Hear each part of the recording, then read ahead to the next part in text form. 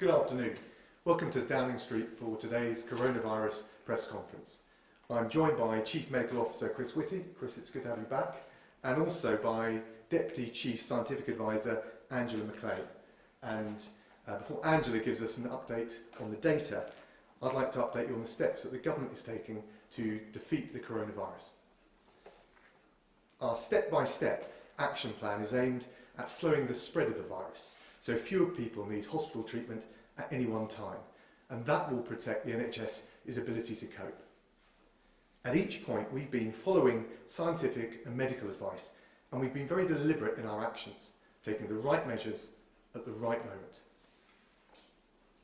We're taking unprecedented action to increase the NHS's capacity by dramatically expanding the numbers of beds, key staff and equipment on the front line to give people the care they need when they need it most. That's also why we're instructing people to stay at home, so that we protect our NHS and save lives. I can report that through the government's ongoing monitoring and testing programme, as of today, 208,837 people have now been tested for the virus, 51,608 have tested positive. The number of people admitted to hospital with coronavirus symptoms now stands at 17,911. And of those who have contracted the virus, 5,373 sadly have died. Our thoughts, our deepest condolences are with their loved ones at this very difficult time. These figures are a powerful reminder of why we need everyone to follow the government's guidance. We must stay home to protect our NHS and to save lives. As you'll know, last night the Prime Minister was admitted to hospital for tests following advice from his doctor. This was a precautionary step because he continues to have persistent coronavirus symptoms 10 days after first having tested positive for the virus. I can tell you the PM had a comfortable night in hospital and he's in good spirits. He's still in hospital under observation, he's being given regular updates on developments, and he continues to lead the government. I can reassure the British people that the government remains united in a single, overriding priority, which is to defeat the coronavirus and see this nation through the challenge ahead. In the last week, under the Prime Minister's leadership, the Chancellor of the Duchy of Lancaster, Michael Gove, has explained what we're doing to boost manufacturing capability here at home, to meet the rising demand for ventilators and other equipment in the NHS. Business Secretary Alex Sharma has been setting out what the government is doing to support small businesses. And yesterday, Health Secretary Matt Hancock gave an update on what we're doing to bolster capacity in the NHS, including increasing the number of critical care beds. The FCO is supporting all of these operational priorities. So we're deploying the diplomatic network right around the world to source and buy ventilators and protective equipment so that we can reinforce the NHS frontline here at home. At the same time, we're working with other governments and the airlines to bring home as many stranded British nationals as we possibly can, prioritising our most vulnerable citizens. On commercial flights, we've helped over 200,000 UK nationals come home from Spain, 13,000 from Egypt, 8,000 from Indonesia. We've also chartered flights from 7 different countries, bringing home more than 2,000 British nationals. We've repatriated a further 1,550 from cruise ships, including most recently the Coral Princess and the Zandam. And for those travellers who are still stuck abroad, we're doing everything we can to keep international airports open, to keep commercial flights running, and to charter flights when there are no other options under the new arrangements that I announced last week and which have now been agreed with 14 airlines. We've allocated £75 million to support those arrangements. We've already had flights back from countries including Peru, Ghana and Tunisia, and we're fixing further flights from India, South Africa, Nepal and the Philippines, which will fly later on this week. So I want to reassure people that every arm of government is doing everything it possibly can to defeat the coronavirus and rise to the challenges that it presents us at home and abroad. Last night, Her Majesty the Queen reflected on the national spirit of unity and resolve that we're seeing in our country, as well as the collective effort we need to tackle the disease. From our heroic doctors, nurses and care workers, through to those manning the tills at supermarkets and pharmacies, those driving the lorries and the buses, they're all worthy of our applause, they're all worthy of our admiration. And on that note, both the Prime Minister and I would like to thank all the NHS staff for their truly heroic work.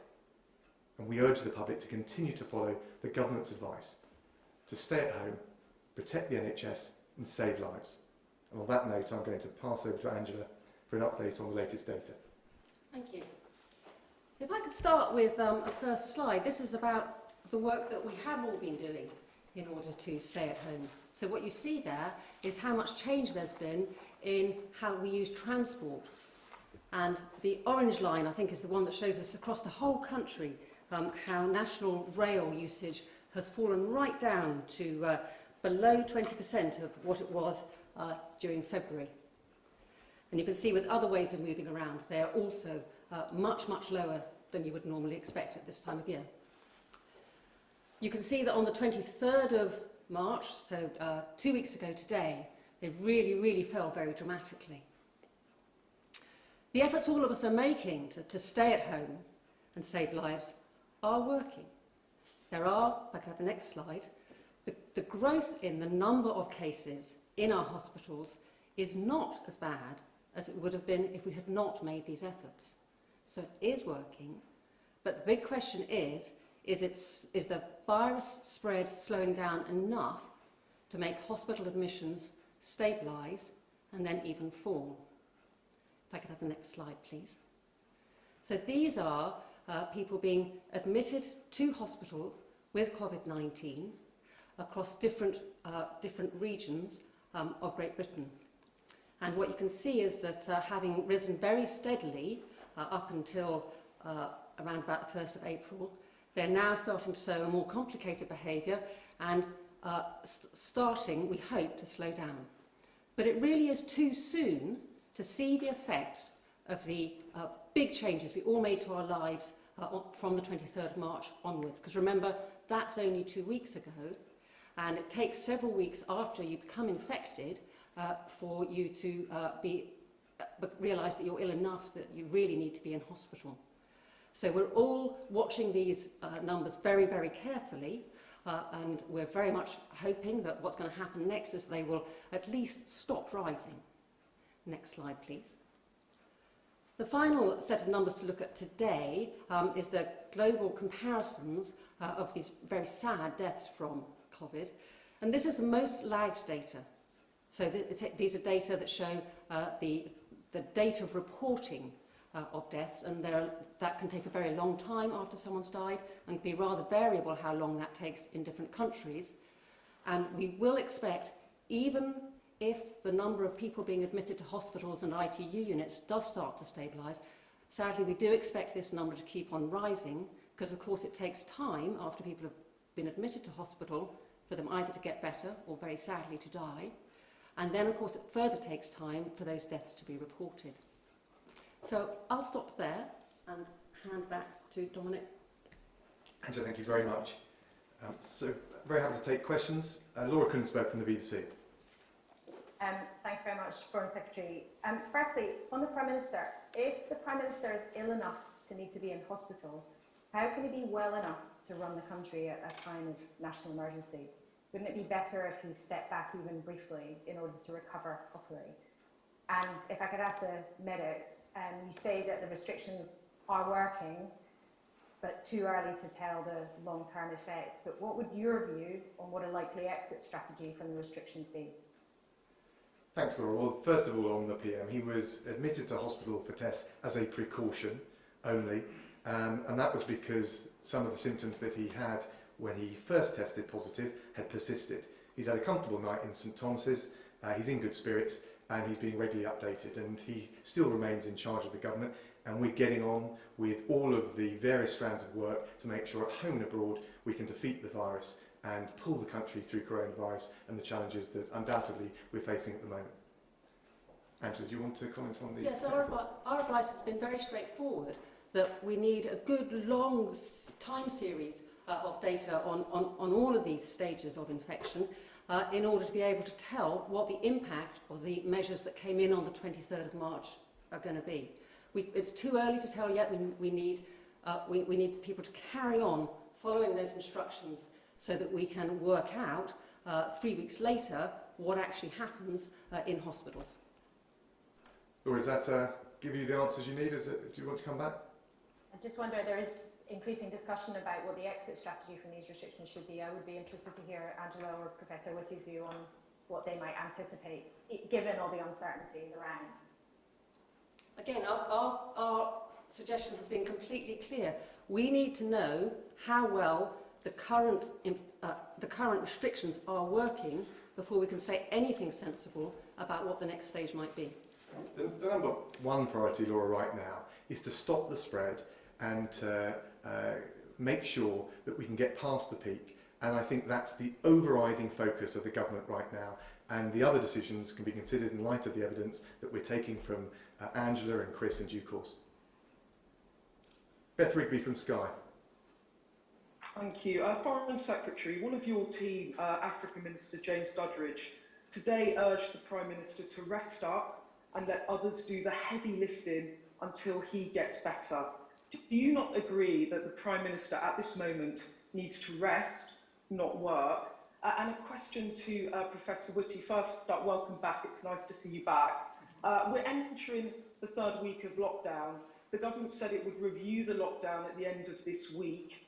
Given we're now approaching the peak of the epidemic, will you be advising ministers to keep these measures in place? And can you give the British people a sense of whether this will continue for weeks or months? Thank you.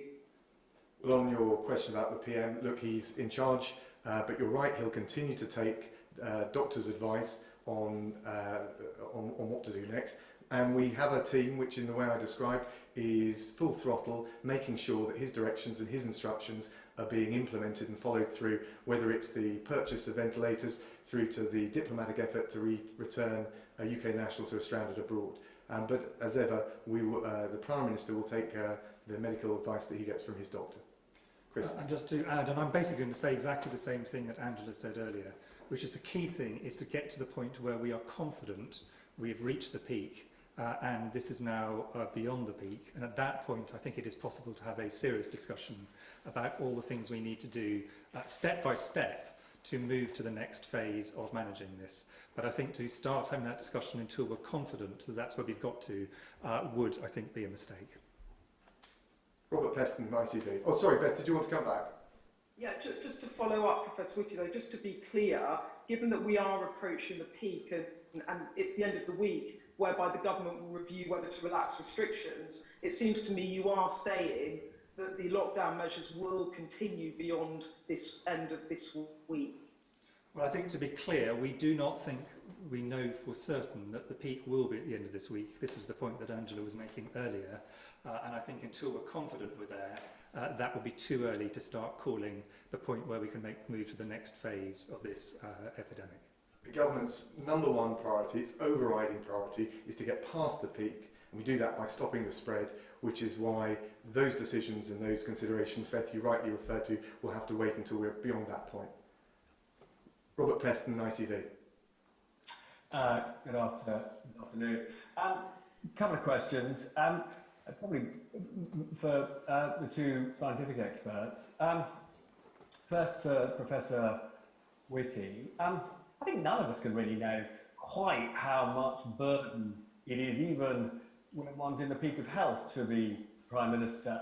The normal advice when somebody's been as ill as the current Prime Minister is to rest in order to get better. I mean, he's not superhuman. Some would argue that he is taking too much of a risk in the extent, to the extent to which he's still working. So as a doctor, Professor Whitty, I was just wondering if you could comment a bit on that. Secondly, I completely understand why you are saying we cannot outline a plan for lifting the restrictions until we know whether the current measures are working. But equally, the damage from a prolonged economic lockdown will be tremendous in the sense that, you know, as an economy, we simply won't be able to generate the revenues, pay taxes, fund public services, and the rest. So I do think the British people would want to feel that the government is working on a workable strategy. And in particular, is it possible to exit the lockdown unless and until we have a programme of mass testing for the virus, and unless and until we have technological solutions for tracing people who may have come into contact with those who have the virus? Well, I'll let Chris comment on the technical aspects, but first of all, just to be clear, the Prime Minister, both in terms of going into St Thomas's yesterday, was taking the advice of doctors, so he's followed the doctor's advice there, and in terms of his recovery in the days ahead, will continue to do so. And just again on the exit strategy, let's be clear about this. I mean, I'll let Chris talk to the technical points, but the risk right now is if we take our focus off the strategy, which is beginning to work, is that we won't get through the peak as fast as we need to, which is why it's perfectly legitimate to ask the question. But the government's overriding priority has got to be to keep up the work and the commitment that so many people have made to make sure that we maintain the social distancing, we stop the spread, we protect the NHS as we come through the peak. Chris. So my advice to the Prime Minister was to take the medical advice of the excellent NHS doctors who were advising him, and I'm sure he'll continue to do that. The only bit of advice I gave him in addition to that was, as was widely reported, I did advise him to get tested in the first place because I thought that was prudent. But after that, I didn't wish to muddle my role with him. I'm not his medical practitioner. I'm his advisor on wider issues. In terms of the point you make about, there must be planning for next phase. Of course there is. It's quite complicated. There are a very large number of technical elements which need to be brought together. Testing is one of them, but it also involves, for example, considering the likelihood of a variety of different other technologies, including vaccines, including drugs, and when they're likely to be available. I think the one thing I would say at this point is we've got to remember, just from the health point of view, and clearly there are wider social and economic issues as well, that there are at least 4 different kinds of mortality and ill health we need to take into account over the period of this epidemic. There's the direct effects of people dying from coronavirus. There's the indirect effects of the NHS if it were to become overwhelmed and therefore unable to provide emergency care for either coronavirus or other areas. And all the activities we're doing at the moment are to make sure that both of those are minimised. But it is really important also to remember that there will be effects from the fact that some healthcare has had to be postponed to make room for this within the NHS. And of course, anything that has an impact on the socioeconomic status, particularly of people who are more deprived, will have a long-term health impact as well. And we have to, in our exit strategy, balance all of these different elements, which to some extent can be in tension. So I think it's just important to understand this is going to be quite a complicated set of trying to work out how different things fit together as we move to the next phase of this epidemic. Does that address your questions, Rob? Well, except I'm just being thick, I suppose, but I don't really understand why talking about, you know, even if it's in the long term, the way we're going to exit, it somehow distracts from the imperative of social distancing. And I think everybody accepts social distancing is absolutely vital. But why do people hope that there is a plan to exit? Why does that, in a sense, reduce the urgency for people of doing what they're doing now? Well, I think the 2 reassurances I can give you are that work so that we can properly assess the measures that we introduced is in place, but also that we do not want to confuse the message right now, because we are not past the peak. To get past the peak, we must have people respecting those guidelines. Otherwise, we undo all the good work that so many people have achieved and contributed to through their forbearance, particularly as the weather gets a bit warmer. And we can only make calculations about what we might do next if we have some reasonable data on how large the impact of what we've done is so far, and we can really only start to collect that from now, because we're now about 2 weeks after people would have got infected on the 23rd of March or later. Thanks, Angela. Victoria McDonald, Channel 4. Thank you very much. I was wondering, how does the number of patients in ITU beds in London right now compare with with what you've been planning at this stage? And is there any suggestion that maybe you won't need as many beds as at the Excel Centre at the Nightingale as you had expected? Well, I don't know whether Angela or Chris want to. I mean, there's a very long answer and a very short answer. The very short answer is our principal aim in both the fantastic response from the general public in terms of social distancing and all the things people have done and not done on that, and also of the NHS staff who've built things up, is to ensure that the gap between the number of beds available for intensive care and those that are needed is always in a situation we have some room to spare. And if we end up in a situation where we have more ICU beds at all times during this epidemic than we absolutely need to deal both with COVID and other areas, that will be a success. That is something which is critical for our overall aim. So that, in a sense, is what we would like to see, is some headroom between what we need and what we got available at any given time, both for COVID and for other conditions. And of course, that's got to take into account the regional distribution of the need, which is why, as well as NHS Nightingale in London, we've got the other plans to build in Birmingham, Manchester, Bristol and Harrogate. Did you want to come back? Well, I just wondered where we are at the moment. If you look at the modelling and you refer back to some of the slides you've just shown, is it the case that ITU is performing better now than you had actually expected at this point? Well, we're not remotely complacent, but we're doing everything we can to make sure we've not only got the capacity, but a bit of room for manoeuvre, as Chris has mentioned. Tom Newton-Dunn from The Sun. Foreign Secretary, thank you very much. Back on to the Prime Minister's condition, if you don't mind. Two factual questions for you, Foreign Secretary. Have you spoken to Boris Johnson today, either by text or telephone, and have you taken over any of his security responsibilities, or is he also running that from his hospital bed? And to the CMO, if I may, can you explain why you recommended he go into hospital for testing? And can you possibly have a go at answering the question the Foreign Secretary didn't answer, explaining the contradiction, why the Prime Minister is sick enough to take up a valuable hospital bed, but well enough to still be running the country? Well, Tom, I'm not going to comment on security matters, but I spoke to the PM over the weekend. I chaired the morning meeting that he would normally chair. He's been kept abreast of all the relevant developments. And of course, in terms of the balance that you described, and I'll of course let Chris comment, that's something that he will decide based on the medical advice he's received from his doctor. Chris, do you want to add? Yeah, I mean, to be clear, it was not me who recommended he went into hospital. That's entirely between him and his excellent NHS team. The only thing I recommended was that he got tested in the first place. I completely agree that this is a question for a discussion between him and his medical advisors, who are outstanding. Tom, do you want to come back? Yeah, please. I mean, clearly the country is in some doubt over exactly how well the Prime Minister is. Mr. Whitty, can you possibly explain, is he in risk of catching pneumonia? Does he have pneumonia, or is there no chance of that at all? I'm absolutely not going to discuss any individual patient, nor, to be clear, do I actually have all the details, nor should I, because this is an issue between him and his medical advisors.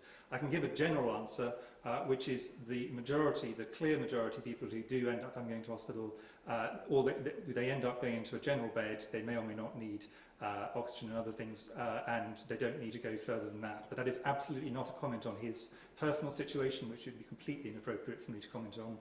It's just a general comment on how things tend to progress in hospital. Chris Smythe from The Times.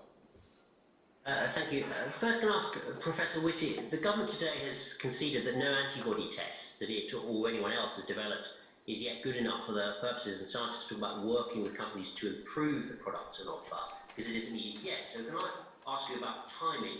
At exactly what stage of the epidemic do you want to be using a mass home antibody test, and at what population level of infection would this be needed? And does there come a point where, if no improvement can be made, the tests we have now will have to be good enough? And can I also ask Foreign Secretary, you chaired the coronavirus meeting this morning, you're here this afternoon. If the country and the Prime Minister needs it, do you feel ready to take charge of government? Chris, do you want to go first? Okay. On the antibody tests, so the Antibody tests are at their most useful at a later stage of the epidemic. At this point in time, we would expect quite a small proportion of the population has probably got antibodies, but over time, and there's two reasons for that. There's the proportion actually infected, and then there's a period of time between someone getting an infection and antibodies being routinely detectable. And it depends which kind of antibody you're talking about, how soon that is, but most of the tests most of the labs who've looked at this would say 21, 28 days would be the kind of time scale you'd be talking about. So they do tend to be more effective later in the system, in the epidemic. In terms of the current tests we've got at the moment, you've got to remember this is a new disease to which we have had absolutely no knowledge at the beginning of January, and inevitably we're feeling our way to some extent. I am very confident we will develop antibody tests, whether they be lab-based or dipstick-based, over the next period. I'm very confident of that. But the fact that we have not, in our first pass, in the first things that people produced, got ones which are highly effective is not particularly surprising to anybody who understands how tests are developed. I would expect those to continue to improve, both potentially on the dipstick side and definitely on the lab side, which would be available in due course through the NHS over time. And the more accurate they are, the more useful they're going to be for us, and they will become more accurate as time goes by. So I think the situation we'll find ourselves in a few months and possibly a few weeks will be considerably different to what we find ourselves in at the moment. But I think it made a lot of sense to get started early on this, because this is clearly something which in the long run is going to be very important for how we manage this epidemic. And look, on the question to me that the Prime Minister is in charge, he's leading the government and giving directions as and when required. And of course, as you mentioned, I chaired the 9:15 morning meeting. The whole team is focused on delivering those instructions. So I'm not going to get into any hypotheticals. Did you want to come back on either of those points? Yeah, Professor Whitty, you talked about the lab-based test. Does that suggest that we may have to give up on an idea of a home-based instant reading test and just go back to a system where you have to send results back to a lab? No, it doesn't. It just means that inevitably, the reason that the UK went for quite a lot of tests of different types to begin with is to try a variety of different ones and see which ones work. We expect the technology to improve over time. So I certainly do not think we will be giving up on this at this point. But inevitably, it's going to take a while before we get to the optimal test performance. It would be very surprising if first out the gate, we got to the best outcome that we could for these kinds of tests. Anna from the Telegraph. Dominic Raab, could you first just clarify your answer to Tom Newton-Dunn earlier? Are you saying that you have not spoken to the Prime Minister today? And secondly, would you concede that there is an importance to giving businesses an idea of what kind of exit strategy the government has, and a rough idea of how long it would take, and whether it would be, say, staggered by region or by type of person, and are these kind of things under consideration? And just a question for Chris Whitty, in your medical opinion, should individuals who have been hospitalised with coronavirus continue to work from their hospital beds? Thanks. So I spoke to the PM on Saturday. It was the last time I spoke to him in person. In relation to your other questions, so obviously we're very mindful of the challenges businesses are facing, small businesses, all employers, and of course the workforce as well. But the risk is, if we start taking our eye off the ball of tackling the coronavirus, stopping the spread and getting through the peak, we risk delaying the point at which we could, in the future, take those decisions on easing restrictions. So it is really important right now to keep the overriding focus on maintaining the discipline that we've had, keeping adherence to the guidelines that the government has set out, and making sure that we stop the spread of coronavirus. And making a general point as a doctor, patients of mine, and to be clear, that is definitely not the Prime Minister, but patients of mine, there are some who are in a hospital bed but are perfectly capable of managing massively complicated things from the hospital bed. Others clearly are not. That is absolutely a conversation between the individual and the doctors and nurses who are looking after them. Anna, did you want to come back on either of those points? Yeah, I mean, on the exit strategy, we know that different departments are already starting to look at what kind of things could be done in their fields and feeding back into number 10 on that. Wouldn't it help business confidence to give some sort of idea of what's on the table? Well, I think the risk is, and it would undermine business confidence, if we took our foot off the pedal and eased up on the restrictions right now, and as a result of that, we found that we weren't stopping the spread of the disease as quickly as we otherwise could. And I think a lot of the business community will understand that. Of course, all of the review and the measures to make sure that we can review the effectiveness of the measures in the way that Angela's described, all of that work is going on. Stefan from City AM. Thank you. Foreign Secretary, thousands of small businesses across the country are waiting on advice about when the rollout of the wage subsidy scheme will be in practice. Can you say today if there will be wage relief for all these businesses by this month's payday?